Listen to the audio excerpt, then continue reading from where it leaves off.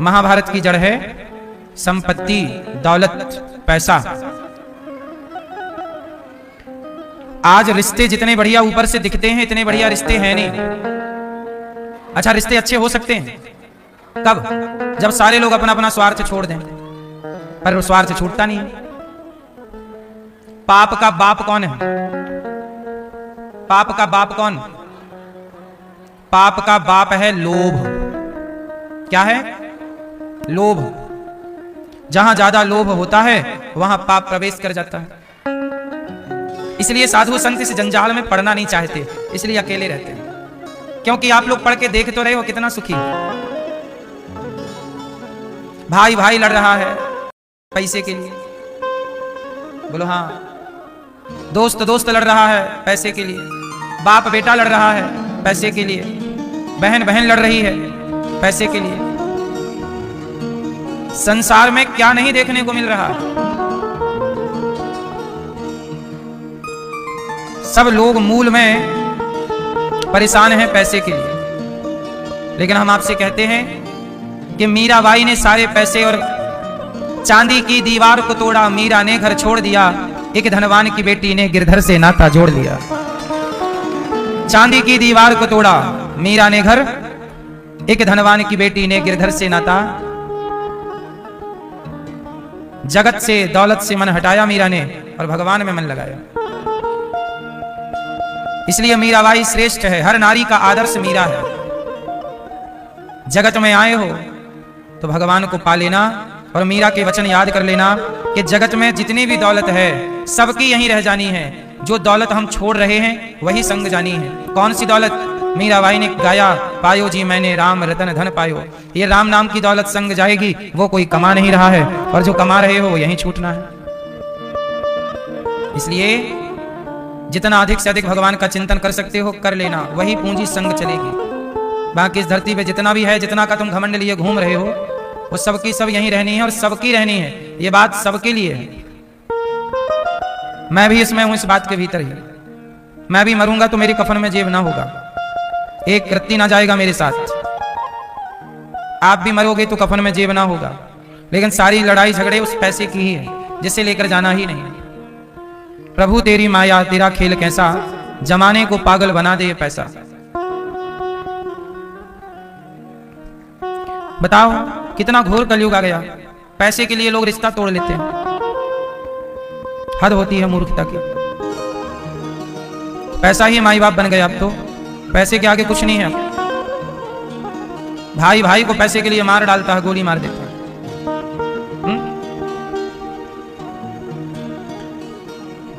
भगवान ने कंस को मार दिया। भगवान कृष्ण ने किसको मार दिया? कंस को। और कंस को मार दिया तो अब मथुरा का राजा कौन बनेगा? भाई नियम होता है कि जीता हुआ राजा ही हारे हुए राजा की संपत्ति का मालिक होता है। नियम तो ये। भगवान कृष्ण जीत गए और कंस, तो अब मथुरा का राजा किसे बनना चाहिए? बोलो किसे? भगवान कृष्ण को राजा होना चाहिए। पर भगवान श्री कृष्ण राजा नहीं बने। क्यों? इसलिए राजा नहीं बने कि भगवान बोले कि कंस की दौलत का मैं क्या करूंगा, मैं दूसरे की दौलत का राजा क्यों बनूं? मुझे राजा बनना ही होगा तो मैं अपनी दौलत कमा के अपनी दौलत का राजा बनूंगा। इसलिए भगवान ने किसी राजा को जीत कर उसकी संपत्ति नहीं ली, अपनी द्वारिका खुद बनाई और अपनी द्वारिका के राजा बने। भगवान किसी के राज्य के राजा नहीं बने, किसी राजा को हराकर उसकी संपत्ति के राजा नहीं बने। स्वतंत्र राजा हैं कृष्ण। अपनी नगरी बसाते हैं, बनाते हैं, दौलत इकट्ठी मेहनत से करते हैं और राजा बन जाते हैं। वो किसी के टुकड़ों पे पलने वाली बात नहीं है। कंस को मार करके कंस के पिता उग्रसेन को मथुरा का राजा बना दिया। भगवान अर्थशास्त्री हैं। भगवान कहते हैं कि अर्थनीति कैसी होनी चाहिए। आज लोगों की अर्थनीति, आपको अर्थनीति का ज्ञान ही नहीं है। हमारे यहाँ 4 शिक्षाएं हैं ना, धर्म अर्थ काम मोक्ष।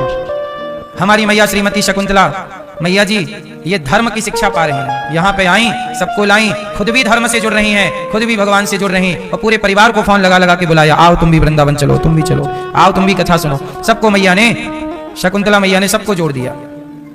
अपने स्वर्गीय पति ओम प्रकाश शर्मा जी के लिए भी कथा का आयोजन करा दिया, उनको भी परम गति प्राप्त हो, एक पत्नी का फर्ज पूरा किया।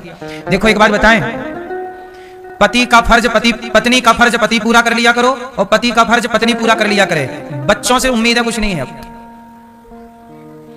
होंगे कोई बच्चे जो अपने माँ बाप के लिए कर्तव्य करते होंगे, कुछ बच्चे, लेकिन आजकल तो माँ बाप का कर्तव्य बच्चे 95% बच्चे तो कर्तव्य पूरा नहीं करते, बाप की संपत्ति लेकर के भूल जाते हैं। कई बच्चे ऐसे हैं जो बाप का पिंडदान भी नहीं करते, श्राद्ध भी नहीं करते, तर्पण भी नहीं करते, बाप की तिथि तक याद नहीं है बच्चों को। हाँ या ना? कितने लोग ऐसे हैं, कितनी बेटियां ऐसी हैं कि जो अपनी माओ को वृद्धाश्रम छोड़ के चली जाती हैं। हमारे पास 310 माएँ हैं, इन माँ में बहुत सारी माएँ ऐसी हैं जिनको बेटियां छोड़ने आई हैं। ना बेटा सेवा करना चाहता है ना बेटियां। लोग कहते बस हैं कि हमारे खाते में माँ आएगी तो हम सेवा करेंगे, और जब आ जाती है तो छोड़ के चले जाते हैं। कहावत सुनी होगी, दूर के ढोल सुहावने लगते हैं। बातें सुनने में अच्छी लगती हैं, करने को पड़ता है तो लोग भाग जाते हैं। कुल मिलाकर यह है कि आज के बच्चे अपने माँ बाप का कर्तव्य पूरा नहीं कर रहे हैं। माँ बाप की संपत्ति तो पूरी लेंगे, पर माँ बाप को पानी तक नहीं देंगे गिलास भर। इसलिए हम आपसे कहते हैं कि हम कहते हैं अपनी 13वीं करके मरो। अब इतना घोर कलयुग आ गया है कि अपनी 13वीं करके मरना चाहिए सबको। तुम्हारा बेटा करेगा तुम्हारी 13वीं, तुम्हारी बेटी करेगी तुम्हारी 13वीं, इसकी गारंटी नहीं। 4 बेटे हैं ना जिस बाप के, तो बाप के मर जाने पर चारों बेटा लड़ते हैं कि तुम कर लो 13वीं, तुम कर लो, तुम्हारे पास थे तुम करो। सोचिए, बाप के नाम से 13 ब्राह्मण खवाने में आपस में झगड़ते हैं। ये वही बच्चे हैं जो बाप की सारी संपत्ति ले लिए बंटवारे में, और 13वीं में 13 ब्राह्मण खवाने में पसीने आ रहे हैं। इसलिए हम उस बाप से कहेंगे, काहे तुम बच्चों के भरोसे 13वीं छोड़ के गए हो, जीते जी खवा के जाते 13 ब्राह्मण अपने, कि मरने के बाद तुम खवाओ ना खवाओ। क्यों? अपनी 13वीं करके मरो। बच्चे करेंगे इसकी गारंटी कौन लेगा? कोरोना जैसी परिस्थिति में मर गए तो 13वीं भी नहीं होगी। कोरोना में कहां किसकी 13वीं हुई बताओ? अमीर से अमीर मरे, 13वीं ना हो पाई कोरोना काल में। और तो और राख को गंगा नसीब ना हो पाई कोरोना काल में। तो समय कब आ जाए, कैसा बदल जाए, मरने के बाद की कोई संभावना नहीं है। जो संभावनाएं हैं जीते जी संभावनाएं हैं, अच्छे काम कर लो। मरने के बाद की क्या संभावना है? मैं मरने के बाद गंगा मेरी राख गंगा में जाए, इसकी कोई संभावना नहीं। मैं जीते जी गंगा नहा लूं, मैं जीते जी दान पुण्य कर लूं, मैं जीते जी भला कर लूं। मरने के बाद मेरी अपनी कोई संभावना नहीं, आपकी भी कोई संभावना नहीं है। क्या होगा आपके साथ? कहां मरोगे, किस परिस्थिति में मरोगे? अहमदाबाद में प्लेन हादसा हुआ, मरने वालों की पहचान तक ना हो पाई 3 दिन तक। बोलो हाँ, मरने वाले की पहचान ना हो पाई कि ये मेरा भाई है कि पिता है कि मां है। तो मरने के बाद किसकी क्या परिस्थिति बनती है, ये कोई तुम जानते थोड़ी हो कि मैं जानता हूं। पहचान भी पाएंगे लोग आपको मरने के बाद, ये भी तो गारंटी नहीं है। कहां पहचान पाए? उनके अपने खड़े थे, इतने सारे पुतलों में पहचानो कि तुम्हारा वाला कौन सा। इसलिए मरने के बाद कोई संभावना नहीं, सारी संभावनाएं जीते जी। अच्छे कार्य हम सबको जीते जी करना चाहिए, भले काम सबको जीते जी करना चाहिए। 13वीं कर लो जीते जी, गौदान कर लो जीते जी, किसी भूखे को खिला पिला दो जीते जी। मर जाने के बाद पिंडदान तुम्हारा होगा, गारंटी ले सकते हो। तर्पण तुम्हारा होगा। इतने ईमानदार बच्चे अब कहां रहे कि मरे बाप को पानी देंगे? जीते जी बाप को पानी मिल नहीं रहा है, मरने के बाद कौन दे रहा है? वो ईमानदार लोगों का जमाना अलग था कि जहां मरे बाप को भी लोग जल देते थे, तर्पण करते थे, श्राद्ध करते थे, पिंडदान करते थे। वो ईमानदार लोगों का जमाना था जहां बेटा ये मानता था कि मेरे बाप का मेरे ऊपर एहसान है। आज का बेटा कहां उपकार मानता है बाप का? आजकल तो बेटा कहता है तुमने हमारे लिए किया ही क्या है। आज का बेटा तो ये कहता है तुमने हमारे लिए क्या किया है। एक जमाना था कि पिता का उपकार, पिता 10 जूते मार ले फिर भी बेटा पलट के जवाब नहीं देता था। बाप 4 जूते मारे सबके सामने, बेटा सिर झुका के जूते खाता था और बाप का सम्मान करता था। आज तो तनिक बाप कुछ कह दे तो बेटा चढ़ाई कर दे बाप के ऊपर। सब कुछ पढ़ लिया, सहनशीलता ही तो नहीं पढ़ी। सारे कागज पढ़ लिए, सारी पुस्तकें पढ़ ली, रिश्तों को पढ़ना भूल गए साहब, रिश्तों को पढ़ना भूल गए। बड़े बड़े उपन्यास पढ़े, बड़े बड़े कवियों को पढ़े, बड़ी बड़ी हिस्ट्रियां पढ़ी, बड़ा साहित्य पढ़ा, पर माँ के भाव को, पिता के भाव को पढ़ना बच्चे भूल गए। ना माँ को पढ़ पाए और ना बाप को पढ़ पाए। सब कुछ पढ़ा, माँ बाप को ना पढ़ पाए।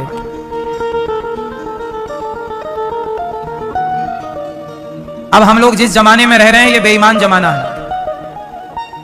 अब हम लोग जिस जमाने में हैं वो कौन सा जमाना है? बेईमान जमाना। यहाँ बेटा भी बेईमान हो जाता है, यहाँ बेटी भी बेईमान हो जाती है, यहाँ रिश्ते भी बेईमान हो जाते हैं, यहाँ पक्का दोस्त भी बेईमान हो जाता है। कौन रिश्ता है बताओ जो बेईमान ना हुआ हो आज के जमाने में? एक रिश्ते का नाम बताओ। अपने बेईमान हो गए साहब, अपनों ने लूटा है हमें, गैरों में कहां दम था, मेरी कश्ती तो वहां डूबी जहां पानी कम था।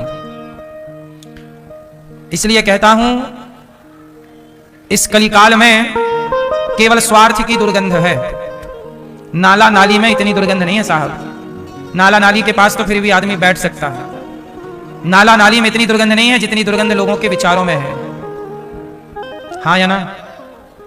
इतने गलत विचार वाले लोग हैं। बहन को बहन नहीं समझ रहे हैं, बेटी को बेटी नहीं समझ रहे हैं, मां को मां नहीं समझ रहे हैं। छोटी छोटी 5-5 साल की बेटियों के संग बलात्कार हो रहा है।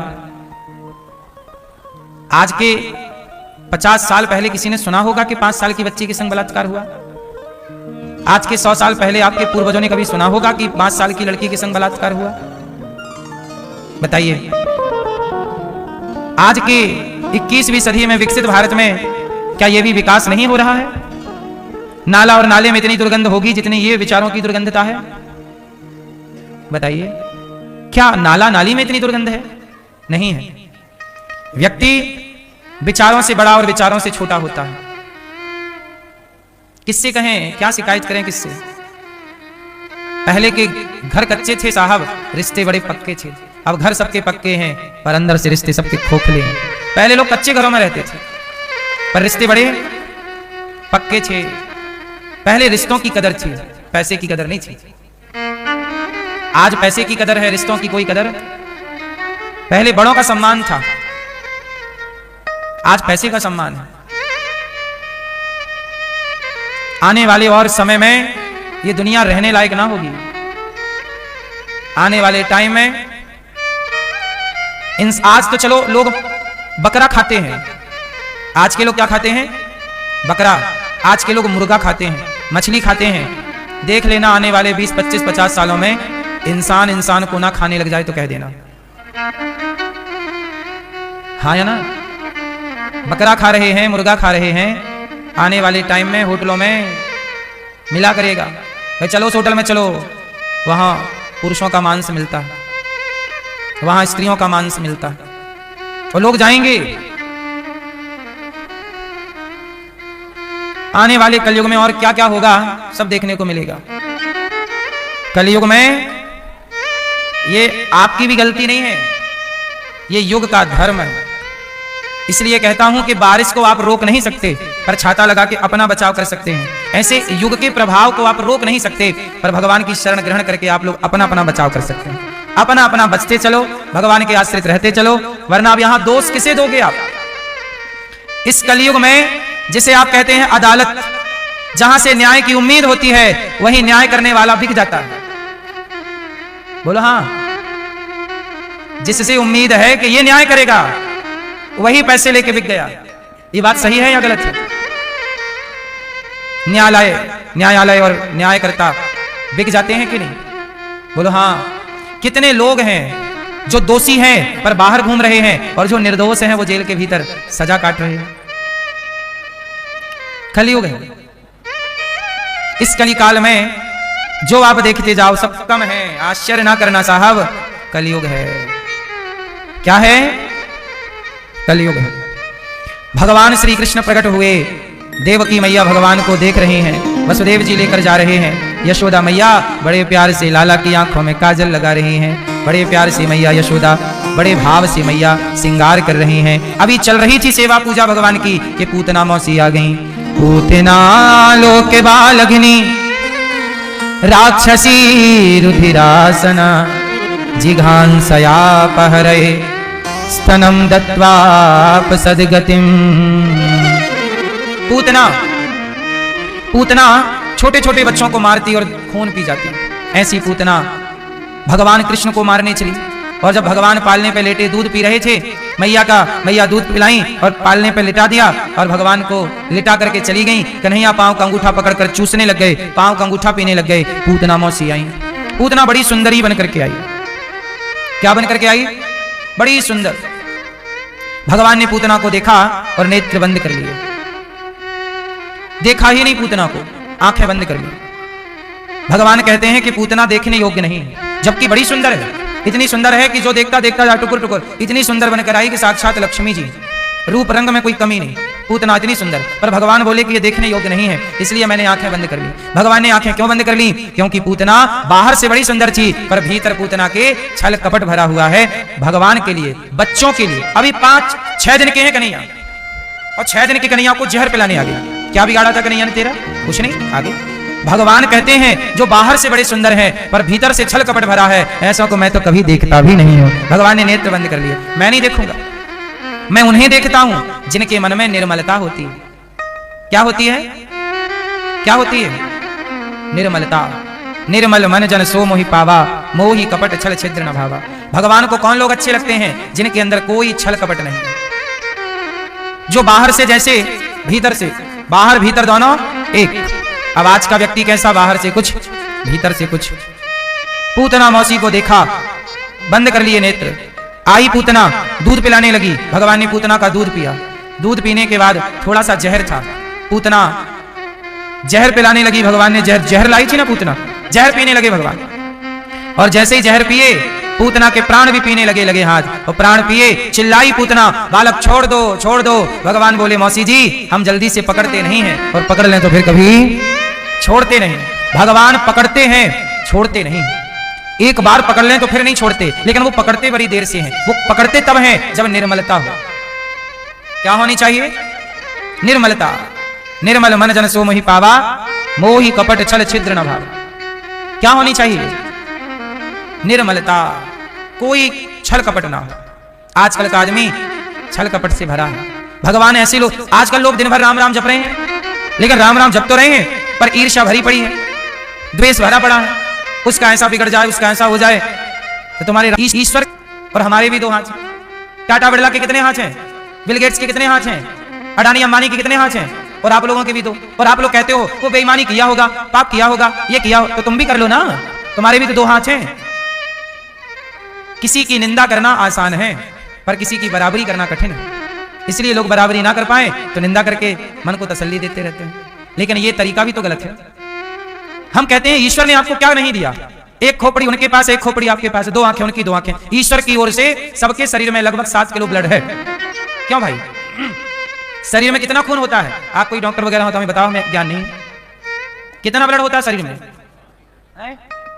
7 लीटर सुना है मैंने, हो सकता है गलत सुना हो। क्यों भाई, आप जानती हो कितना होता है? 5 लीटर। आप नापी थी पूरा अपना? मैया ने पूरा निकाल के नापा, फिर भर लिया। 5 लीटर निकला था मैया का। चलो 5 मान लो। सबके शरीर में लगभग उतना ही ब्लड है। बोलो हाँ, 7 से 12 लीटर। अब आप ये समझो, सबके हाथ 2, सबके पांव 2, सबके शरीर में खून लाल, सबका दिल। ईश्वर की रचना में कोई अंतर हो तो बताओ? सबके शरीर में हड्डियां भी 206। क्यों 206 होती हैं? सबकी हड्डियां 206, एक ज्यादा नहीं किसी की। भैया आपकी ज्यादा है? प्रॉपर है। ईश्वर ने अपनी रचना में कोई भेद, सबके लिए एक सा पानी, एक सा भोजन, एक सी हवा। जो ऑक्सीजन आप ले रहे हैं वही ऑक्सीजन हम ले रहे हैं। बोलो हाँ। ईश्वर की ओर से कोई भेदभाव नहीं, सबके लिए सूर्य है एक, सबके लिए चंद्रमा है एक।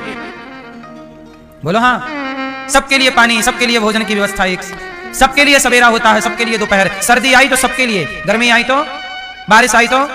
ईश्वर की ओर से रत्ती भर किसी के प्रति भेद हो तो आप बताइए? ईश्वर ने सबको बुद्धि भी एक सी दी है। बोलो हाँ। सारे लोग एक सी बुद्धि के हैं। आपकी भी तो बुद्धि चलती है। फर्क इतना है कि आपने अपनी बुद्धि को लड़ाई झगड़े में लगाया है। बुद्धि तो हमारी भी चलती है, पर हमने अपनी बुद्धि को समाज की सेवा में लगा रखा है। बुद्धि सबके पास है। अरे बुद्धि तो उन लोगों के पास भी है जो बैंक से पैसा लूट लेते हैं, जरा ओटीपी बताना, आपने जरा ओटीपी बताया और पूरा बैंक खाली। अब बताइए वो कितने माइंडेड लोग हैं जो एक तनिक से ओटीपी से सब निकाल लेते हैं। हमें तो ओटीपी आपका मिल भी जाए तो हमसे कुछ ना निकले। बोलो हाँ, आपसे हमसे ज्यादा बुद्धिमान वो लोग हैं जो साइबर क्राइम करते हैं। बोलो हाँ, बैंक लूट लेते हैं, बैंक को हैक कर लेते हैं, बिना कहीं गए घर बैठे बैठे वो बैंक लूट ली। अब बताओ वो कितना बुद्धिमान होगा। बोलो हाँ, लेकिन वो अपनी बुद्धि कहां लगा रहा है? लूट में। उतनी बुद्धि वो समाज की सेवा, समाज के उत्थान में लगाता तो उसकी जय जयकार होती। बुद्धि तो है, कहां लगा रहा है? आप लोगों की भी बुद्धि है, लेकिन आप कई बार निंदा में, चुगली में, दूसरों को नीचा गिराने में अपनी बुद्धि खपाते हो। ईश्वर ने तो भेद नहीं किया, तुमने अपना दिमाग लगाया ही गलत जगह। जितना दिमाग तुमने दुनिया को नीचा गिराने में लगाया, इतना अपने ऊपर उठाने में लगाते तो आप बहुत ऊपर उठ चुके होते। हाँ या ना? फिर आप दोष किसको देते हो? भगवान देखो उसको दे दिया, हमें कुछ नहीं दिया। नहीं, ईश्वर ने तो सबको तौल कर दे दिया है। किसी को कौड़ी कम नहीं देता, किसी को दमड़ी ज्यादा। समझदार तो चुप रह जाता, मूर्ख शोर मचाता। मेरे मालिक की दुकान में सब लोगों का खाता। वहां सबका हिसाब है, जैसी करनी थी वैसा मिला। पेड़ बोए बबूल का तो आम कहां से आए? जो बोया है वही ना काटोगे। इसलिए मेरी मां, अपनी बुद्धि को समाज की सेवा में लगाओ। पूतना मौसी आई, उसका मन बड़ा गंदा था, इसलिए कहता हूं अपने मन को छल कपट में ना लगाओ। छल कपट करके क्या भगवान आंखें मूंद लेंगे तुम्हें देखकर? निर्मल बनो। निर्मल, निर्मल मन वाला कौन है? अब सोचिए, जो आदमी चींटी को दाना डाल रहा हो, सोचिएगा, जो आदमी चींटी को दाना डाल रहा हो, जो पक्षियों को दाना खिला रहा हो, जो किसी को भूखे को रोटी दे रहा हो, जो किसी सांप को भी दूध पिला रहा हो, जो कुत्ते को रोटी दे रहा हो, जो गाय को रोटी दे रहा हो, जो मछली को दाना दे रहा हो, क्या इससे उम्मीद है कि ये कोई धोखा देगा, छल करेगा, कपट करेगा? आपका ये व्यवहार बताता है कि आप निर्मल हैं। आपके अंदर चींटी के लिए भी दया है। आप मछली के बारे में भी सोचते हैं, तो जब आप कुत्ता बिल्ली के बारे में सोच रहे हैं तो आपका इंसानों के प्रति भाव कितना अच्छा होना चाहिए, कितना निर्मल होना चाहिए। लेकिन आज का व्यक्ति कुत्ते को रोटी देगा और उसी कुत्ते को कह देगा जाओ से काट लो।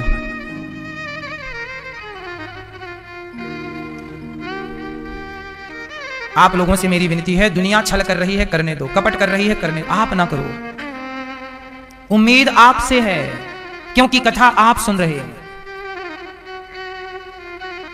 है ना? भारत जी से गुरु वशिष्ठ जी ने कहा कि तुम राजा बन जाओ। भरत जी ने कहा गुरुदेव यदि मैं राजा बन गया तो ये पृथ्वी रसातल में चली जाएगी। वशिष्ठ जी ने कहा क्या बात करते हो? रावण जैसे लोग यहां राजा बन के रहे धरती पे, तब पृथ्वी रसातल में नहीं गई। हिरण्याक्ष, हिरण्यकश्यपु जैसे लोग रहे, पृथ्वी रसातल में नहीं गई। भारत राजा बनेगा तो पृथ्वी रसातल में क्यों चली जाएगी? तब भरत जी ने कहा कि इस धरती को धर्म की उम्मीद रावण से है ही नहीं। धरती को धर्म की उम्मीद रावण से है ही नहीं। अरे इस धरती को उम्मीद भी राम से और राम के भैया भरत से है। और भरत भी यदि अपने भाई को धोखा देके राजा बन गया तो पृथ्वी डूब जाएगी। किस पर भरोसा करेगी? जो भरोसेमंद लोग भी, यदि वो भरोसेमंद लोग भी धोखा देने लग गए तो उम्मीद किससे होगी? संभावनाएं किसके साथ? एक गधा था और एक धोबी था। धोबी गधे को लेकर के जंगल गया तो उस धोबी को आज जहां गधा चर रहा था मतलब घास खा रहा था, वहीं पर एक चमकीला कोई पत्थर नजर आया। तो धोबी गया, उठाया, अरे ये तो चमकदार पत्थर है, ले आया, लाया और उसे गधे के गले में रस्सी बांध करके गधे के गले में टांग दिया। अब गधा चले तो वो पत्थर चमके, चम चम चम चम चम। फिर धोबी भाई गधे को नहवाएं और गधे को लगाएं साबुन और उसी गले का पत्थर निकाल कर गधे को घिस रहे हैं, साफ कर रहे हैं। तभी निकला जौहरी। तो जौहरी की नजर पड़ी कि गधा को धोबी घिस रहा है जिस पदार्थ से वो हीरा है। जौहरी की नजर पड़ी, ये तो हीरा है। दादाजी को जगाओ, इनको भी जगाइए भैया, कब से सो रहे हैं। राम राम। हीरा बट गए, आपको मिला ही नहीं, आप सो गए थे। वहां धोबी को मिल गया हीरा और आप तब तक सो गए। लो और सो, जो सोबत है वो खोबत है। हीरा बट गया।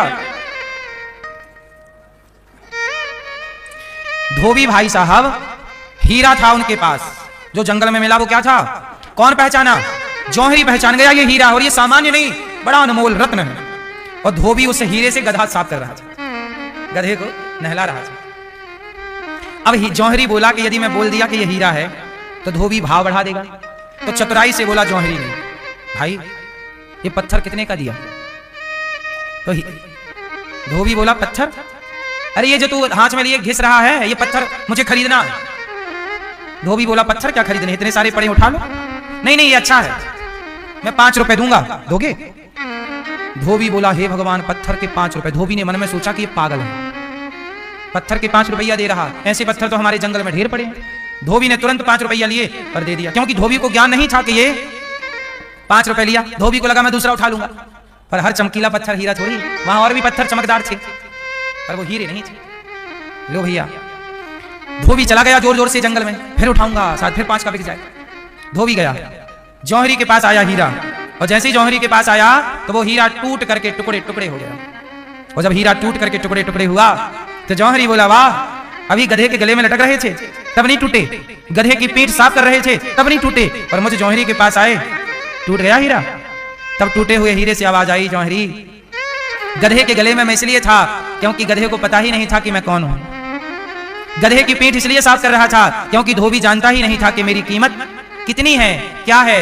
तुम तो जौहरी थे, तुम तो जानते थे कि मेरी कीमत करोड़ों की है, फिर भी तुमने मेरी कीमत 5 रुपए लगाई। जो नहीं जानता था उसके साथ तो मैं खुश था, पर जो जानता था, जब उसने भी मेरी कदर नहीं की तब तो मुझे टूटना ही था। मैं कैसे रहता? जो जानते हैं कम से कम, इसलिए हम आपसे कहते हैं कि भैया, जमाना छल कपट करे, जमाना कुछ भी करे, आप ना करना। आप तो सत्संग करने वाले हो, आप तो राम की कदर जानते हो, आप तो कृष्ण के बारे में जानते हो। जो राम को नहीं जानते वो राम को गाली देते हैं, जो कृष्ण को नहीं जानते वो कृष्ण को गाली देते हैं, पर जो जानते हैं धर्म को, कम से कम आप तो कृष्ण जैसे हीरा की कदर कर लो, आप तो सत्संग की कदर कर लो। धर्म क्या है? धर्म हीरा है। लोग धर्म नहीं जानते, आजकल धर्म नहीं जानते लोग, इसलिए वो धर्म के बारे में कुछ भी बोलते हैं। आप तो धर्म को जानते हो। धर्म वो हीरा है जिसकी कदर कोई जौहरी समझता है। धर्म का ज्ञान, धर्म का नॉलेज जिसे है वो धर्मात्मा होगा, और धर्मात्मा ही धर्म के बारे में जानेगा। अब हमारे देश में एक नियम है, हमारे देश का नाम क्या है?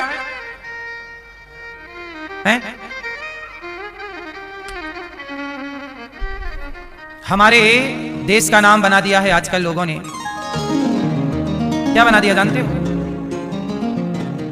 धर्म का उल्टा क्या होता है? एक कानून है ना हमारे देश में। भारत कौन सा देश है? कौन सा देश है? सेक्युलर, धर्म निरपेक्ष। अब बताओ, धर्म निरपेक्ष का मतलब क्या होता है? जो सब धर्मों को मानता हो वो। मैया गलत किसने पढ़ा दिया है? टीचर हैं क्या? मैया कीचड़ कर दिया। निरपेक्ष, सभी, पहली बात तो ये जानो, सभी धर्म नहीं होता, धर्म एक होता। सभी क्या है? धर्म केवल सनातन है। सनातन के अतिरिक्त दूसरा धर्म आपको कहीं दिखता हो तो मुझे नाम गिनाओ, गिनाओ चलो। और दूसरा क्या धर्म है? क्या मुसलमान धर्म है?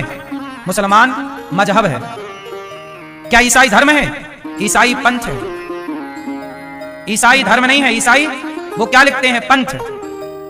मुसलमान क्या लिखते हैं? मजहब, वो मजहबी है।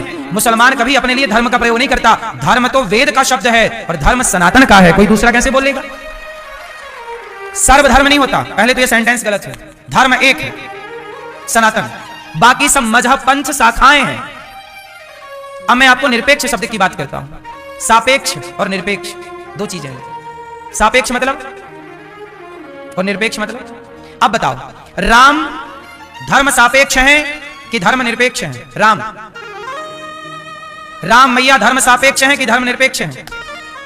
और रावण धर्म सापेक्ष है कि धर्म निरपेक्ष है? जो धर्म को मानता है वो धर्म सापेक्ष है, और जो धर्म नहीं मानता, अब धर्म निरपेक्ष शब्द जोड़ दिया, भारत कैसा बना दिया धर्म? अरे धर्म निरपेक्ष से कहते हैं जो धर्म को माने ही ना, उल्टा है ना, अपोजिट है। सापेक्ष निरपेक्ष सीधा उल्टा, जो ना माने। अब बताइए, भारत क्या ऐसा है? क्या आप ऐसे हैं जो धर्म को नहीं मानते? ये भारत सदा से धर्मवान देश रहा। प्राण जाए पर रामो विग्रहवान धर्म, धर्म के लिए मर गए इस देश में। आज उस देश का नाम रख दिया धर्मनिरपेक्ष। धर्म के बिना क्या किसी का जीवन संभव है मेरी मां? आपके अंदर, अच्छा ये बताओ, राम के अंदर धर्म है इसलिए वो पराई औरत को नहीं देखते। रावण के अंदर धर्म नहीं है इसलिए चुरा के ले आया सीता मैया को। तो राम धर्म को मानने वाले हैं, तो जो धर्म को माने वो सापेक्ष है, जो ना माने वो निरपेक्ष है। तो आप सापेक्ष हो कि निरपेक्ष? मानने वाले हो तो निरपेक्ष क्यों बोलते हैं? धर्म ना मानने वाले क्या करेंगे इस देश में? धर्म ना मानने वाला तो मोहम्मद गौरी है, वो धर्म निरपेक्ष है। हम थोड़ी धर्म निरपेक्ष हैं, हम तो धर्म को मानने वाले और धर्म पर चलने वाले लोग हैं। केवल मानने वाले नहीं हैं, हम धर्म पर चलने वाले लोग हैं। इसलिए धर्म निरपेक्ष शब्द जो जोड़ा है हमारे देश में, ये जुड़ा बिना विचारे जोड़ दिया, या तो उनको समझ नहीं थी, निरपेक्ष के बारे में वो जानते नहीं थे। क्यों जोड़ा? इसे राम के देश को रावण का देश बनाना चाहते हैं। जिसका कोई धर्म ना हो, जो किसी धर्म को ना माने, वो निरपेक्ष है। भाई आप ऐसे आदमी को घर में घुसने देखो जो किसी धर्म को, मतलब किसी धर्म के मतलब ये हुआ कि किसी धर्म पर अड़िग ना रहे। भाई धर्म तो सबका है। भाई बाप का धर्म है बेटी को बेटी मानना, भाई का धर्म है बहन को बहन मानना, पति का धर्म है पत्नी को पत्नी मानना। अब आप देख लो इसे जरा। एक बात बताओ, जिस दृष्टि से आप अपने पिता को देखते हैं, मैया उत्तर देना, मैया जिस दृष्टि से आप अपने पिता को देखती हो, क्या उसी दृष्टि से पति को देखती हो?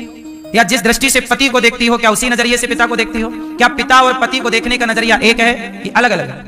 क्या एक हो सकता है? क्यों? किसने रोका है आपको? आपको किसने रोका है?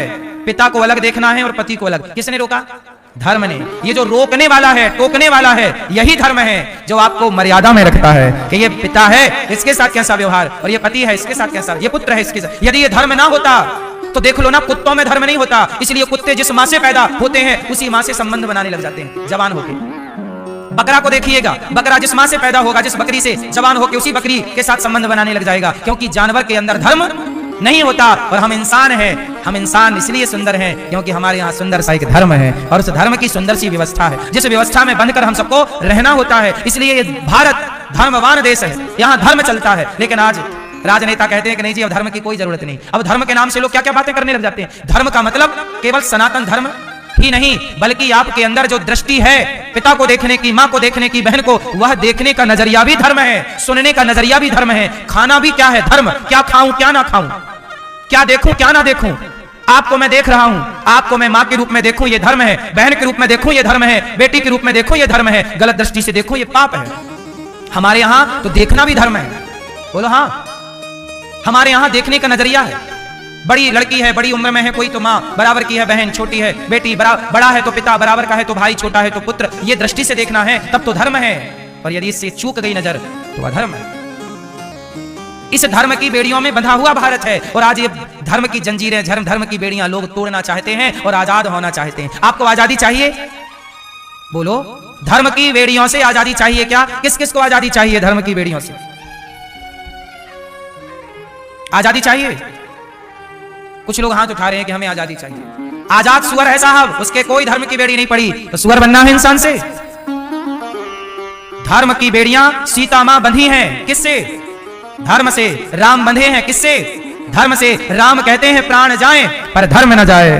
प्राण जाए पर सीता मैया ने लंका में रह करके, रावण ने सारे लालच दिए, सीता मैया ने एक बार रावण की ओर नहीं देखा। धर्म कहता है कि मैं जिस पति की पत्नी हूं उसके सिवा पराये पुरुष का दर्शन भी पाप है, इसलिए रावण को सीता मैया ने देखा भी नहीं।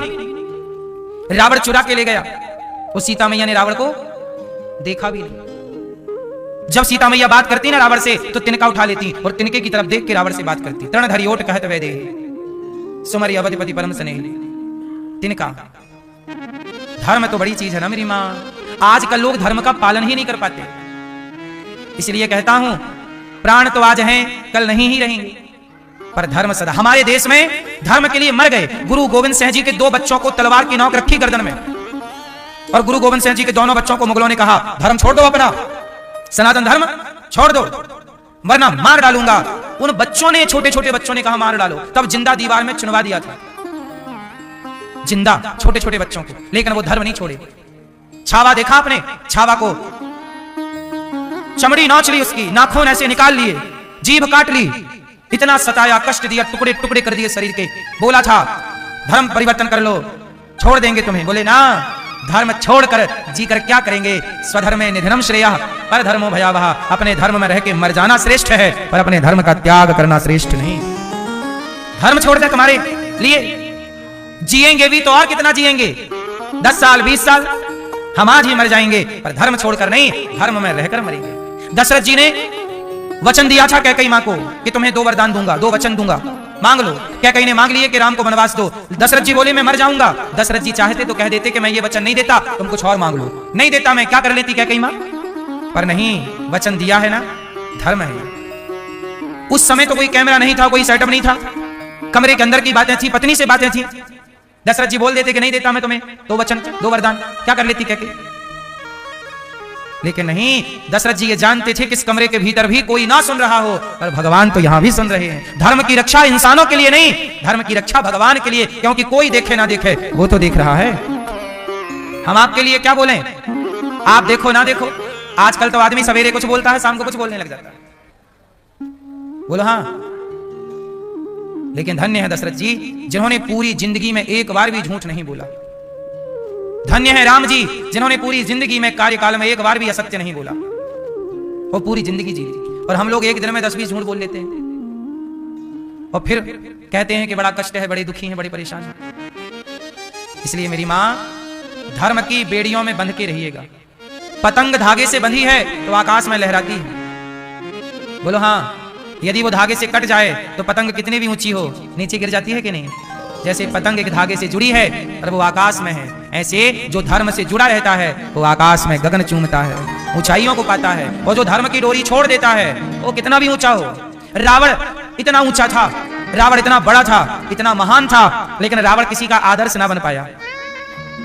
रावण इतना बड़ा था मैया, लेकिन वो किसी का आदर्श, लंका में रहने वाला सोने की आदर्श ना हो पाया। शिव जी को बुलाता यहीं कि आओ और अभिषेक करता शिव जी को बिठाकर। ऐसा रावण जो देवताओं की तरफ देख लेता तो देवता थर थर कांपने लग जाते। ऐसा रावण किसी का आदर्श ना बन पाया। क्यों? क्योंकि धर्म से हट गया। और राम घास की झोपड़ी में रहकर भी दुनिया के आदर्श बन गए, क्योंकि राम ने झोपड़ी में रहकर भी धर्म को नहीं छोड़ा। और रावण लंका में रहकर उसने धर्म छोड़ दिया। क्या पराई नारी को चुराना धर्म था? उत्तर दो। क्या पराई औरत को चुराना धर्म था? रावण ने चुराया, पुतले जलाए जाते हैं आज तक।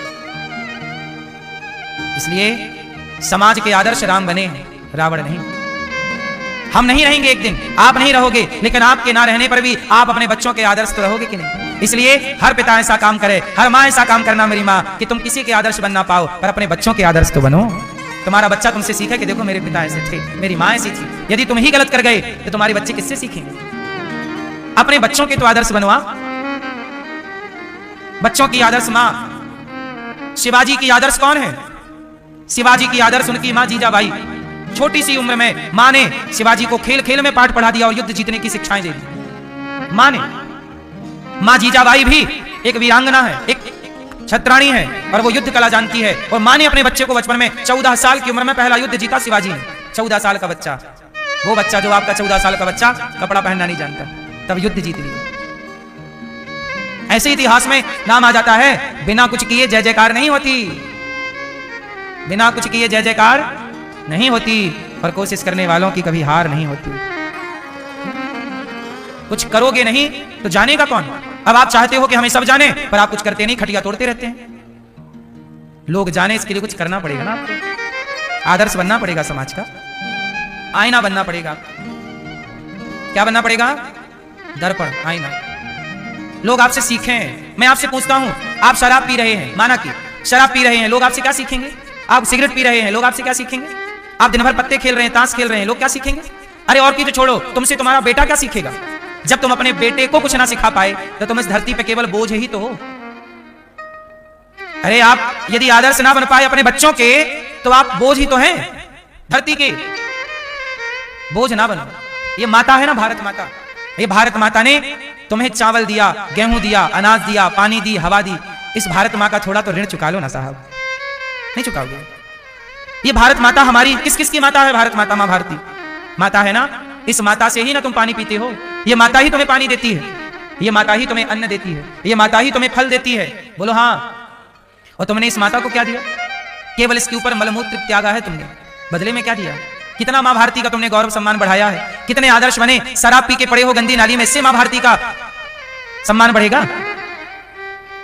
बोलो, क्या किया आपने देश के लिए? मुझे बताओ। किया है तो मैं आपके कार्य को प्रणाम करता हूं, नहीं किया तो प्रार्थना करता हूं कैसा मेरी मां ऐसे ही ना मर जाना।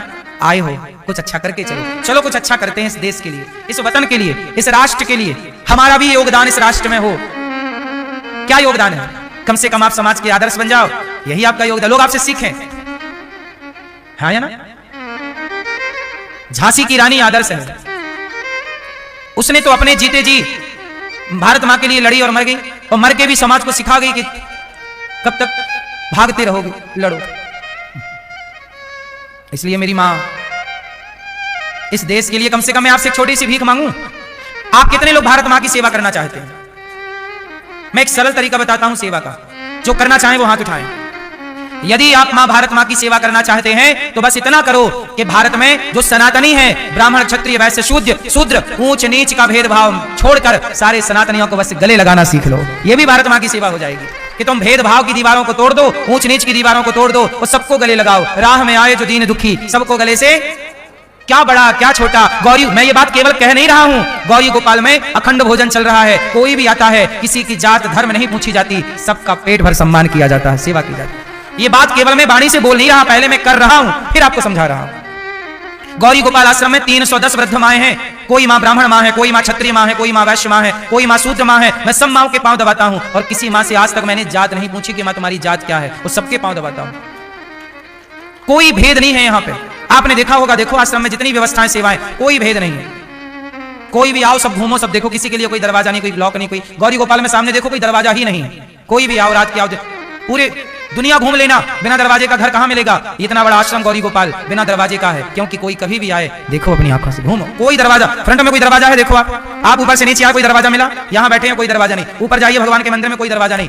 रसोई में जाइए, कोई दरवाजा नहीं। मां के दर्शन करने जाइए, कोई दरवाजा नहीं, कोई भेद नहीं। और आजकल हम लोग लड़ते हैं, मैं ब्राह्मण, मैं क्षत्रिय, मैं वैश्य, मैं शूद्र, लड़ते आपस में। और आपस में लड़े तुम, इसलिए अंग्रेजों ने, मुगलों ने तुम्हें अपना गुलाम बनवाया, अपने जूते चटवाए तुमसे, तुम्हारी बहन बेटियों के साथ बलात्कार किया। क्यों? क्योंकि तुम्हें आपस में लड़ना था। लड़ो। तुम्हें लड़े ना होते तो मुगल तुम्हारे देश में घुसते, तुम्हारी भारत मां की छाती को फाड़ते, तुम्हारी बहन बेटियों का बलात्कार करते। इसलिए कर रहे थे क्योंकि तुम्हें लड़ना था। और तुम आज भी तो सुधरे नहीं, आज भी तो ये भारत के लोग लड़ रहे हैं आपस में, सनातनी लोग। अभी भी मौका है, सनातनी संगठित हो जाओ। क्या मजाल कि तुम्हारे देश की तरफ कोई आंख उठाकर देख ले। यदि हम आपस में लड़ बैठेंगे तो देश को कौन संभालेगा? कोई भी बाहर वाला आकर घर से हमें निकालेगा। दीवानों, जरा होश करो, मेरे देश प्रेमियों, आपस में प्रेम करो। और कितना लड़ोगे? और क्या बाकी है खोने के लिए तुम्हारे पास?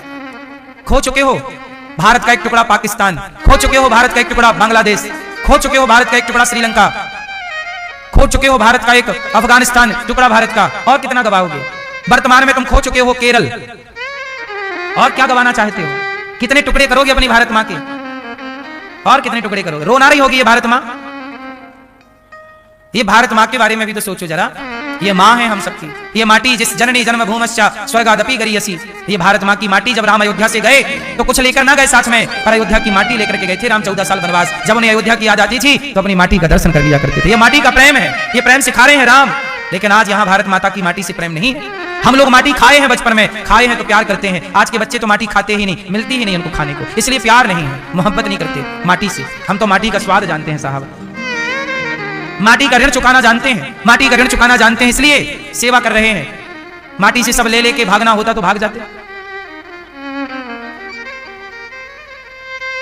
कितने लोग ऐसे हैं जो भारत में नाम कमाए, भारत से पैसा कमाए और बाद में जाके दूसरे बड़े देशों में जाके रहने लगे। जब नाम पद प्रतिष्ठा हुआ तो दूसरे देश चले गए, जब लिया तब ले यहां से गए, और जब लौटाने का वक्त आया तो दूसरे देश चले गए। अरे जिस देश की खाया है ना साहब, लौटाओ भी वहीं।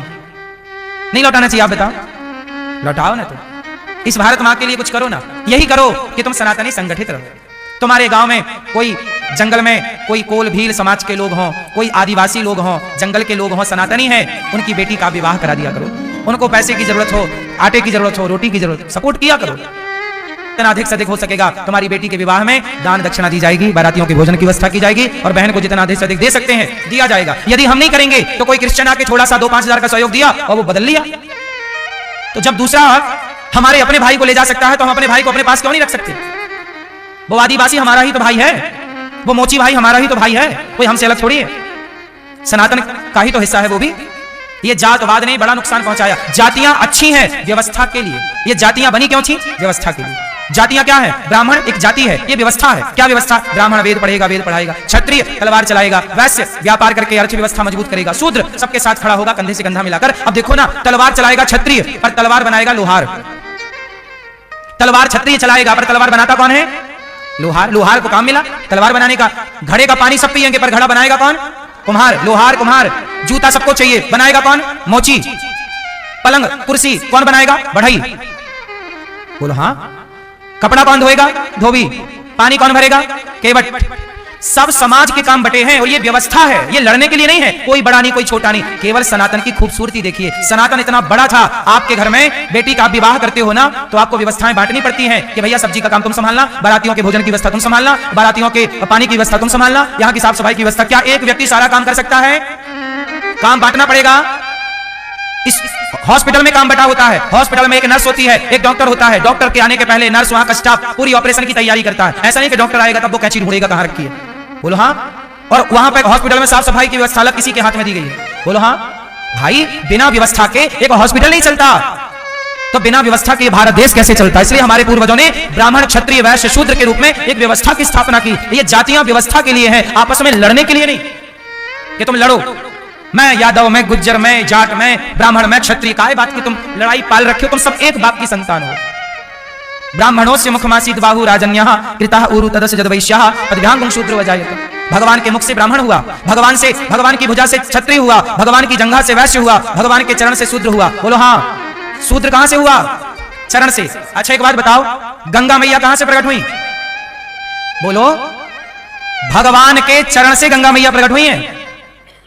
वामन भगवान के पांव को धोके ब्रह्मा जी ने कमंडल में भर लिया।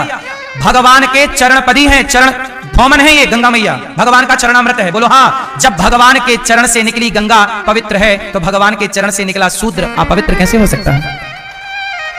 चरण से गंगा भी निकली है और चरण से शूद्र भी निकला है, तो यदि चरण से निकली गंगा शुद्ध है तो चरण से निकला शूद्र अशुद्ध क्यों है? ये केवल तुम्हारी खोपड़ी अशुद्ध हो गई है और कुछ अशुद्ध नहीं है। तुम्हारी विचारधारा में अशुद्धि आ गई है और कुछ भी। ईश्वर ने जो बनाया है, व्यवस्था बनाई है, तो तुमने यहां गुड़ गोबर कर दिया।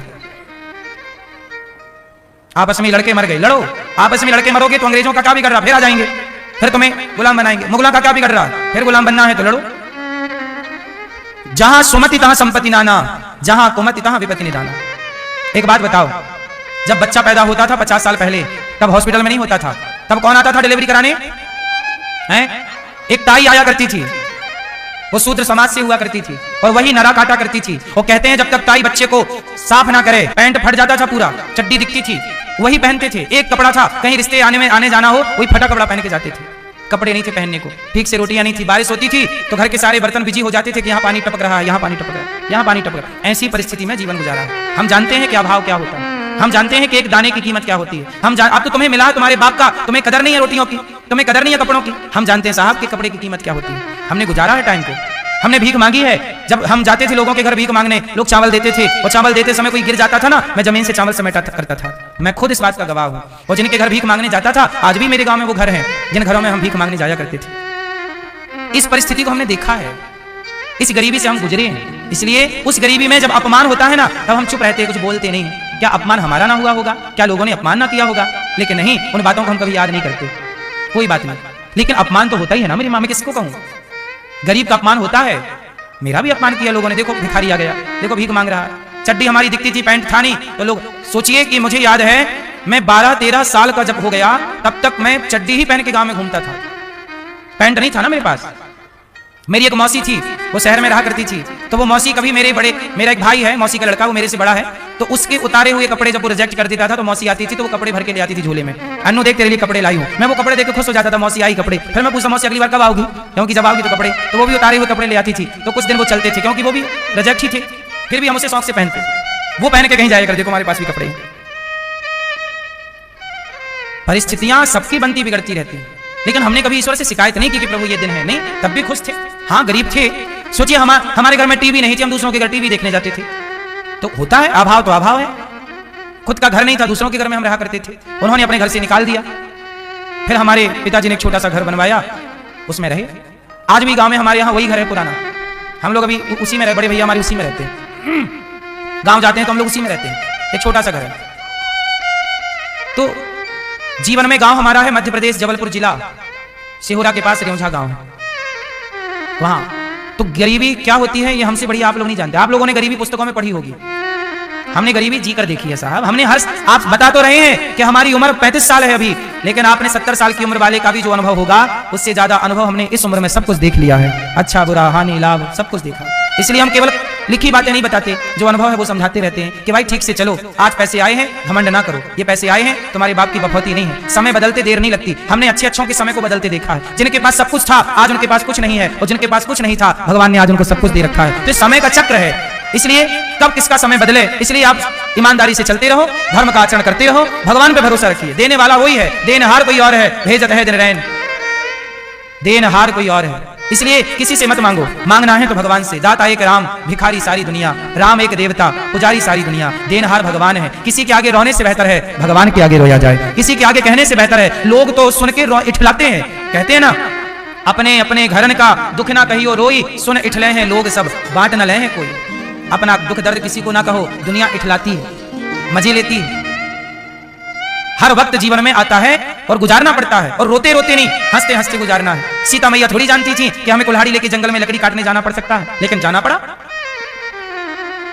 दुनिया का दुख हरने वाले भगवान को भी दुख आन पड़ा, नहीं आया?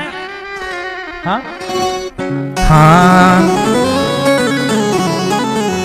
दुनिया का दुख हरने वाले भगवान को भी दुख आन पड़ा।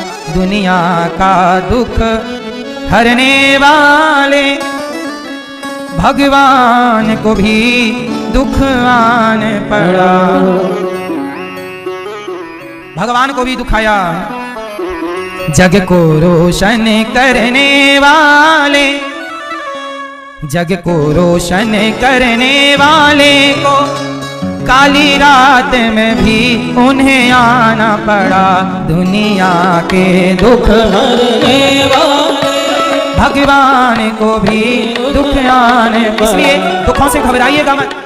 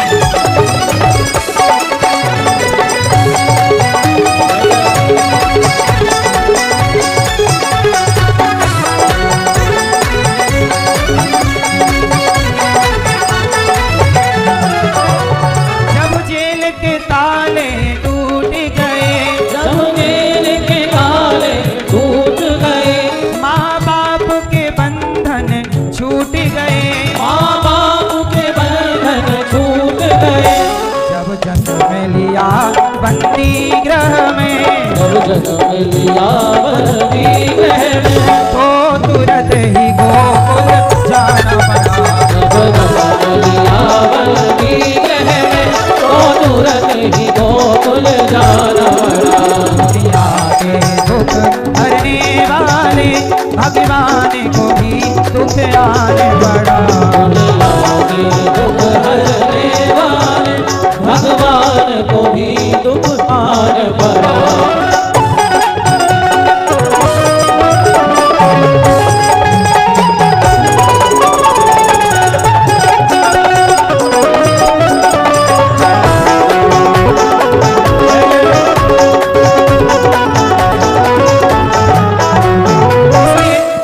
इसलिए कहता हूं कि दुख आए तो कमजोर ना बनिएगा, दुख आए तो और मजबूत बनिएगा, क्योंकि दुख तो सबके जीवन में आएगा।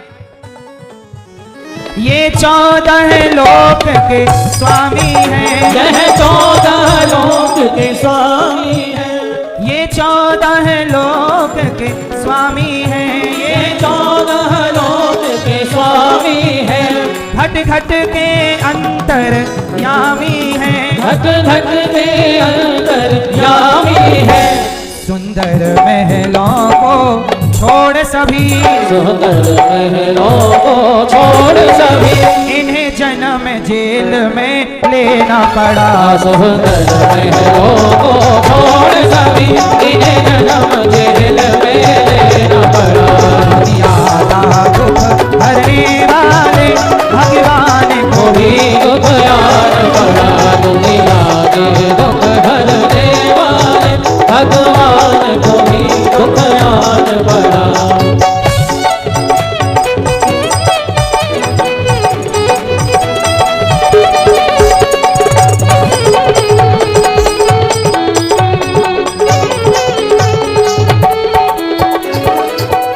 ये अजय अभय अविनाशी है, ये अजर अभय अविनाशी है, मथुरा वृंदावन वासी है, मथुरा वृंदावन वासी है, मथुरा वृंदावन वासी है, मथुरा वृंदावन वासी है, गोकुलवासी की रक्षा में, गोकुलवासी की रक्षा में, गोवर्धन को भी उठाना पड़ा।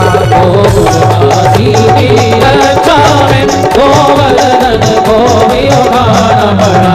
दुनिया का दुख हरने वाले भगवान को भी दुख आने पड़ा। दुनिया की दुख हरने वाले भगवान को भी दुख आने पड़ा।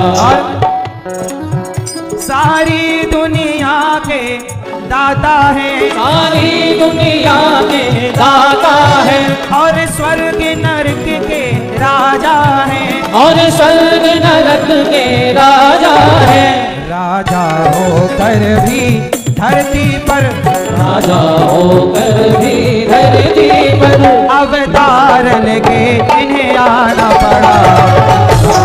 होकर धरती पर, अवतार लेके को आना पड़ा। दुनिया के दुख हरने वाले भगवान को भी दुख आना पड़ा। दुनिया के दुख हरने वाले भगवान को भी दुख आना पड़ा। दुनिया के दुख हरने वाले भगवान को भी दुख आना पड़ा। दुनिया के दुख हरने वाले भगवान को भी दुख आना, भगवान को भी दुख आना पड़ा। ओ भगवान को भी दुख आना पड़ा। ये जगत गुरु ज्ञानेश्वर हैं, भगवत गीता के योगेश्वर हैं। अर्जुन को गीता ज्ञान दिया, अर्जुन को गीता ज्ञान दिया, अपनों से भी युद्ध करना पड़ा। दुनिया का दुख हरने वाले भगवान को भी दुख आने पड़ा। इसलिए मेरी माँ, आप ये ना कहा करो कि हम बड़े दुखी हैं। 14 साल वनवास में आपको छोड़ दिया जाए जंगल में, तो आपकी क्या हालत होगी। लेकिन राम वही दुख उठाते रहे। दुख सबके जीवन में होते हैं, कोई हंसता है, कोई रोता है। उस दुख में कोई हंसता है, कोई रोता है। कोई दुख को रो करके उठाता है, कोई दुख को हंस करके उठाता है। भगवान को भी यदि दुख आया है तो आप हम बच जाएंगे। इसलिए जैसी परिस्थितियां हो, उन परिस्थितियों में ईश्वर की ओर दृष्टि हो, भगवान में मन लगा हो, बस कहीं और मन ना भटके, क्योंकि जगत मन लगाने योग्य नहीं है। हमारे जयपुर से हमारे भैया डेरे वाले श्री जुगल किशोर जी डेरे वाले जयपुर से आप आए हैं और आपने कथा का आयोजन कराया था जयपुर में, और उस कथा को लाखों लोगों ने सुना। हमारे श्री जुगल किशोर जी डेरे वाले, तालियां बजा के भैया का स्वागत करें। आपने समय निकाला और आपने अपनी माँ के नाम से गौरी गोपाल आश्रम में वृद्ध माओं के रहने का हॉल बनवाया है। बड़ी सेवा की है इन्होंने यहाँ। इन्हीं के प्रयास से यहाँ बहुत सारे कार्य हुए हैं। समाज की सेवा करते रहते हैं, बड़ा पुण्य करते हैं। ईश्वर ने इन्हें धन दिया है तो इन्होंने हजारों लोगों के निःशुल्क ऑपरेशन कराए हैं, खूब कैंप लगवा लगवा के दवाइयां करवाई हैं, खूब पुण्य करते हैं। ईश्वर धन दें तो जरूर धर्म करना चाहिए, यही धन की सार्थकता है। इनकी माँ यही वृंदावन परिक्रमा में, यही वृंदावन 84 कोस में भगवत धाम गई थी, धाम में ही इनकी माँ के प्राण गए थे और इन्होंने अपनी माँ का ऋण चुकाया, सेवा की है माँ की। माँ के नाम से ही ये सारा काम करते हैं। ऐसा बेटा जो अपनी माँ के जीते जी भी सेवा की और ना रहने पर भी माँ के नाम से सब कुछ करें, ये बेटा समाज के लिए आदर्श है, सीखना चाहिए सबको।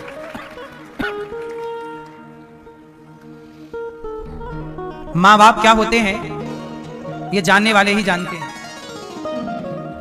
भगवान कृष्ण पूतना का उद्धार करते हैं। थोड़ा बड़े भाई भगवान करवट बदली, शकटासुर आया, तृणावर्त आया, शकटासुर तृणावर्त को मार गिराया। नामकरण संस्कार हुआ भगवान का। अयम ही रोहिणी पुत्रो रमयन स्वहृदय सुहृदयो गुणै। ये जो यशोदा का लाला है और ये जो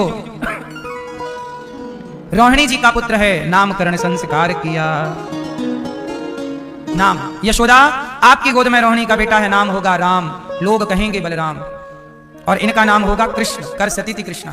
कृष्ण बलराम नाम रखे। अब भगवान लीला करने लगे, बड़े हुए, थोड़ा घुटनों के बल चलना, गाय के संग खेलते हैं, गाय की पूंछ पकड़ के, बछड़ी बछड़ियों के संग खेलते हैं।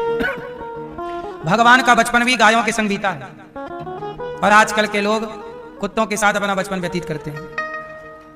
पहले के लोग गाय के संग अपना बचपन गुजारते थे, आज के लोग कुत्तों के साथ। भगवान गैया की पूंछ पकड़ के, छोटे छोटे बछिया है ना, बछड़ा बछिया, उनकी पूंछ पकड़ के भागते हैं भगवान, उनको पकड़ पकड़ के खड़े होते हैं। भगवान जब बड़े हुए तो भगवान मैया मैया कहने लग गए। सूरदास जी गा रहे, कहने लगे मोहन मैया मैया। भगवान बड़े हुए क्या बोलने लगे? मैया।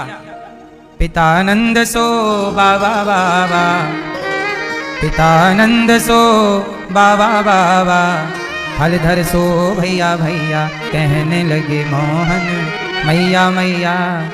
भगवान बड़े भाई तो मैया मैया कह रहे हैं, और आज के बच्चे बड़े होते हैं तो मम्मी मम्मी कहते हैं। भगवान बड़े हुए तो बाबा बाबा बोले, बाबा बाबा। आज के बच्चे बड़े होते हैं तो पापा पापा बोलते हैं।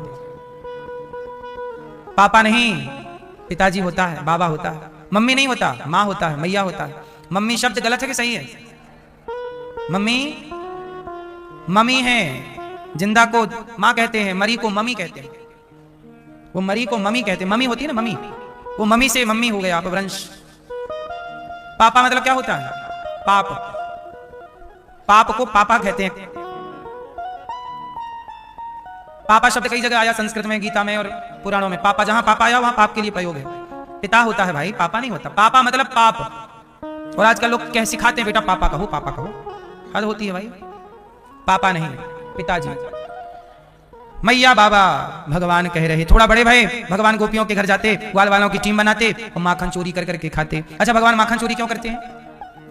क्योंकि माखन चोरी इसलिए है, माखन होता है निर्मल कोमल। भगवान कहते हैं जिसका मन मक्खन की तरह निर्मल कोमल हो गया, चित्त मन, उसके मन रूपी मक्खन की मैं चोरी कर लेता हूं। अब मन निर्मल हुआ नहीं तो चोरी होती नहीं है। भगवान ग्वाल वालों के घर जाते और सारे घरों में जाके माखन चुराते। अच्छा, ये गोपियां जिनके घर माखन चुराने जाती है, गोपियां कौन है? ये गोपियां पिछले जन्म में बड़े बड़े साधु संत के रूप में थीं। जब राम वनवास गए तो जंगल में बड़े संत तपस्या कर रहे थे। किन्हीं की कुटिया में राम गए तो किन्हीं की कुटिया में राम का जाना नहीं हुआ। तो जिनकी कुटिया में राम नहीं गए उन साधु संतों ने प्रार्थना की, प्रभु क्या पाप हो गया, आप हमारी कुटिया पे नहीं आए, आपने हमें दर्शन नहीं दिया। तब भगवान राम बोले, सबकी कुटिया में मैं नहीं आऊंगा, पर आपकी तपस्या सफल है। मैं आपको अगले जन्म में आपको अपने यहाँ की गोपी बनाकर प्रकट करूंगा और आप सबके घर माखन चुराने आऊंगा। सब खूब दर्शन करना मेरा, सबके घर आ आकर के मैं खुद दर्शन देने आऊंगा। तो ये जो गोपियां हैं ये त्रेता की वो सारे साधु संत हैं जिन्हें राम का दर्शन तब नहीं हो पाया, आज उन्हें राम का कृष्ण रूप में दर्शन हो रहा। राम जी की कुछ लीला रह गई थी त्रेता में, तो वो त्रेता की लीला जो रह गई थी वो द्वापर में पूरी करनी पड़ी। एक युग में सब काम नहीं हो पाता ना। अब राम मर्यादा पुरुषोत्तम है, एक पत्नी वाले राम है, और राम को पति के रूप में बहुत स्त्रियां चाहती हैं। अच्छा, मीराबाई कहती है कृष्ण हमारे पति हैं। अच्छा, एक बात बताओ, मीराबाई क्या भाव से भजती है कृष्ण को? बोलो, पति। तो अब कृष्ण मीरा को जब मिलेंगे तो पति बनकर मिलेंगे कि भाई बनकर मिलेंगे कि भगवान बनकर मिलेंगे? क्या बनकर मिलेंगे? बोलो। यदि भक्त ने पति भाव से भजा है तो पति बनकर जाना ही भगवान का धर्म होगा। बोलो हाँ।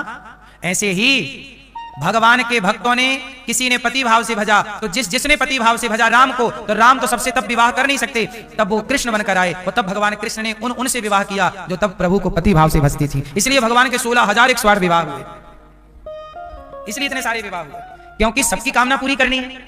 अब जिसने भाई के रूप से भजा तो उनके यहाँ भाई बन के पहुंच गए, द्रौपदी की भाई बन के रक्षा की, सुभद्रा के भाई बन के सेवा की, और किसी ने पुत्र भाव से रखा तो यशोदा के बेटा बन गए। और सुनो, भगवान श्री कृष्ण की एक लीला और है। एक दिन क्या हुआ, भगवान गैया चराने गए, और गैया चराने गए तो क्या हुआ कि वहां पर ना छोटे छोटे बछड़े थे, बछिया थी और ग्वाल बाल, तो यमुना के किनारे भगवान बैठे और रोटी खाने लगे। मंगल बोला मेरी माँ ने आज आपके लिए भेजा है, श्री रामा बोला मेरी माँ ने, ये सबके हाथ से भगवान खा रहे। तब तक क्या हुआ कि भगवान का एक परम सखा है, मित्र है मंगल, मधुमंगल। मधुमंगल बड़ा गरीब, तो भगवान ने कहा तू क्या लाया है? बोला कुछ नहीं लाया। तो जल्दी लेकर आ। घर गया, मैया मैया कन्हैया ने कुछ मांगा है खाने को दे दो। तो घर गया तो मैया बोली घर में तो कुछ बना नहीं। बोला कढ़ी बनी थी परसों रखी है, बोले दे दो कढ़ी। अब कढ़ी लेके मिट्टी के बर्तन में चला, रास्ते भर मधुमंगल सोचता चला ये खट्टी कढ़ी कन्हैया खाएगा, बीमार पड़ जाएगा। यमुना के किनारे खड़े होकर खुद गड़गड़ गड़गड़ करके पी गया। भगवान बोले मेरे लिए लाया, खुद पी गया। कन्हैया दौड़े दौड़े गए और मंगल ने सारी कढ़ी पी ली, जो बची यमुना जी में फेंक दी, पर जल्दी जल्दी में ना कढ़ी मुंह में भरी, मुंह फूला। तो भगवान ने क्या किया कि मंगल के मुख में अपना मुंह लगाया और मंगल के गालों में ऐसे कर दिया, तो मंगल के अंदर की कढ़ी भगवान के अंदर आ गई और भगवान ने वो ग्रहण कर ली। इस दृश्य को ब्रह्मा जी ने देखा और ब्रह्मा जी ने देखा हे भगवान, मैंने तो सुना था कि नंद को छोड़ा भगवान, पर ये तो झूठी उगलन कढ़ी खा रहा है, ये भगवान नहीं हो सकता। तो ब्रह्मा जी ने क्या किया कि भगवान के जितने बछड़ा बछियां चल रहे थे सबको ब्रह्मा जी ने चुरा लिया, अपने ब्रह्मलोक ले गए उठा के माया से। अब भगवान ने देखा कि हमारे बछड़ा बछियां नहीं दिख रहे, तो भगवान ढूंढने गए, और जब ढूंढने गए तो यहाँ जो ग्वाल वाले बैठे थे इनको भगवान ने, ब्रह्मा जी ने इनको भी अपहरण कर लिया। तो ग्वाल वालों का भी अपहरण कर लिया और बछड़ा बछिया का भी अपहरण कर लिया। अब भगवान ने देखा यहाँ है तो बछड़ा बछिया नहीं, वहां जाए तो ग्वाला नहीं। भगवान समझ गए कि ये ब्रह्मा जी की करतूत है। तब भागवत जी में लिखा है कि जितने ग्वाला थे कृष्ण ही उतने रूपों में ग्वाला बन गए, और जितने बछड़ा बछिया थे कृष्ण ही आज बछड़ा बछिया बन के और आज जा रहे हैं। और आज हर गैया का बछड़ा, उसका बछड़ा कौन बना है? गैया भी जब कन्हैया को देखती तो कन्हैया को देखकर गैया भी सोचती क्या कन्हैया आप हमारे बछड़ा बन के हमारे दूध पियोगे? तब भगवान बोले कि देख तेरा बछड़ा बनने के लिए मैं लीला करता हूं। तो आज सारी गैयों का बछड़ा बछिया बनकर भगवान ही सब गैयों का दूध पी रहे हैं। और आज जब यशोदा मैया दूध पिलाती ना, लाड़ लड़ाती कन्हैया का, तो जितनी सखियां थी सब सोची क्या कन्हैया कभी हमें ऐसे मिलेंगे लाड़ लड़ाने के लिए, कन्हैया कभी हमें ऐसे मिलेंगे प्यार करने के लिए। तो उन सबकी कामना पूरी करने के लिए सबके बच्चे के रूप में आज कन्हैया ही, हर ग्वाला के रूप में कौन है? मन सुखा भी कृष्ण, श्री रामा भी कृष्ण, हर रूप में कृष्ण ही कृष्ण। और ये लीला 1 वर्षों तक चली। 1 वर्षों तक इस लीला को चलाया, कोई मर्म नहीं जान पाया। अब सोचिएगा कि भगवान जिसकी जो कामना है उसकी वो कामना पूरी जरूर करते हैं। मेरे बचपन में कामना आई कि मैं बड़ा होकर संतों की सेवा करूंगा, अन्न क्षेत्र चलाने की मेरी बचपन की कामना थी, देखो प्रभु ने पूरी की कि नहीं। आपकी भी कोई कामना रही होगी और सच्चे मन से आपने कहा होगा तो भगवान ने आपकी भी सुनी होगी। अभी भी कहो, यदि सच्ची भावना है, सच्चा भाव है तो आपकी पुकार भगवान, लोग कहते हैं भगवान सुनते नहीं, तुमसे सुनाना आता नहीं है, वो तो सुनने को तैयार है, तुमको सुनाना तो आए।